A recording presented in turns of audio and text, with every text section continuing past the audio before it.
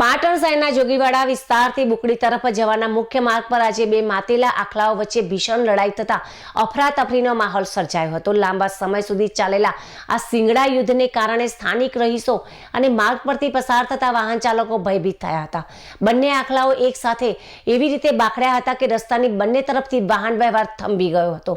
આખલાઓ લડતા લડતા રસ્તાની વચ્ચેથી બાજુમાં પાર્ક કરેલા વાહનો સુધી પહોંચી જતા વાહનોને નુકસાન થવાની ભીતિ સેવાઈ રહી હતી।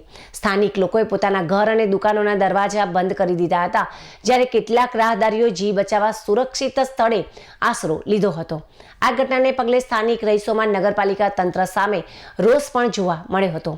લોકોનું કહેવું છે કે શહેરના સાંકડા માર્ગો પર રખડતા ઢોરનો જમાવડો અકસ્માતને આમંત્રણ આપે છે। ખાસ કરીને ભરચક વિસ્તારમાં જ્યારે આ પશુઓ લડતા હોય છે ત્યારે વૃદ્ધો અને બાળકો માટે જીવનું જોખમ ઊભું થાય છે। સ્થાનિકોએ માંગ કરી છે કે તંત્ર દ્વારા સત્વરે રખડતા પશુઓને ડબ્બે પૂરવાનું કામગીરી તેજ કરવામાં આવે, જેથી ભવિષ્યમાં કોઈ મોટી જાનહાનિ નિવારી શકાય।